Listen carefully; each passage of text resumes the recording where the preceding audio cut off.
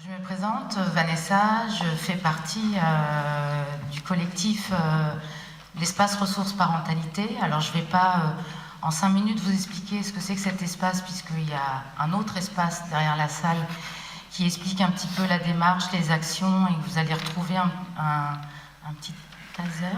Je ne suis pas spécialiste des termes techniques, qui reprend un petit peu le projet. L'idée là, c'est de vous présenter un petit peu ce projet-là qui s'appelle Parents, récits, vidéos sculptées. C'est ça, oui. Ce projet-là, c'est une recherche-action, je l'appelle comme ça.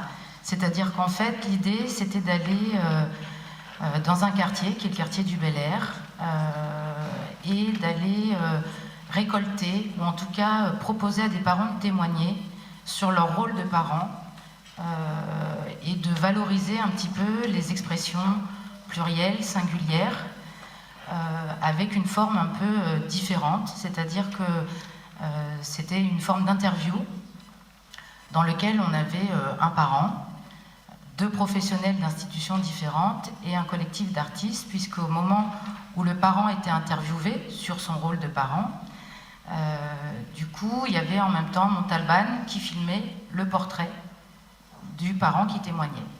Donc déjà, c'est un dispositif en soi, et du coup, moi, je fais partie de cette expérience avec Djibril, puisque j'ai interviewé Djibril. Ce qui est très intéressant, c'est que d'habitude, ce sont souvent les professionnels qui ont envie de questionner le parent sur le rôle de parent. Là, on a fait l'inverse. C'est qu'on a proposé, donc là, à Djibril, qu'est-ce qu'il a envie de dire en tant que parent. Et c'est à partir de ces questions qu'on a construit les interviews.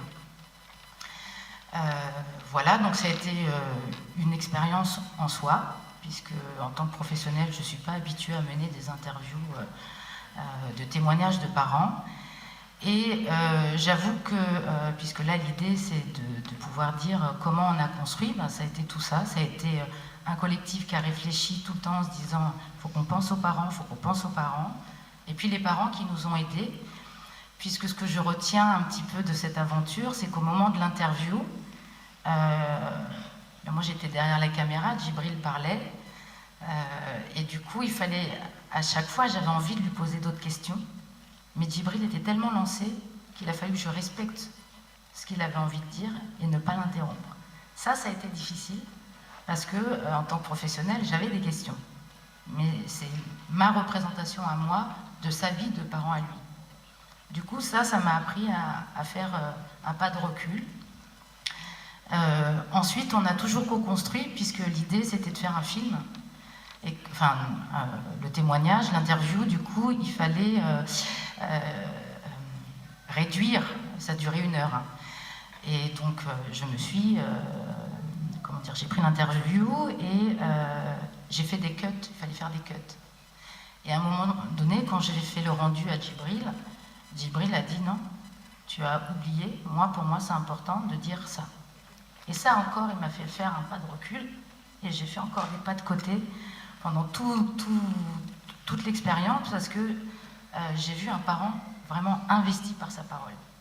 Et là, je me suis dit, ça, c'est important. Du coup, je passe la parole à Djibril. C'est une super aventure humaine, parce qu'aujourd'hui, je me retrouve encore avec Djibril à parler de ce projet, sur lequel il y a eu beaucoup d'émotions, beaucoup de respect, et que de sa parole qui disait « j'ai besoin d'être un parent dans l'espace », ben, il y est encore aujourd'hui. Pour moi, c'est très important. À toi, Djibril. Bonjour, je me présente, je m'appelle Djibril Cissé, je suis parent d'élèves à quartier Bel Air, Grand Péché. Bon, c'est difficile pour moi de parler surtout devant le monde, je ne suis pas habitué.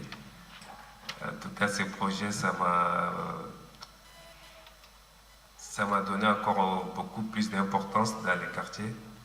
Et depuis le tournage, il y a beaucoup de gens, quand ils me croisent, « Ah oui, c'était toi, on a vu ton reportage, c'était super. » Donc ça m'a donné encore plus de responsabilités et d'être écouté.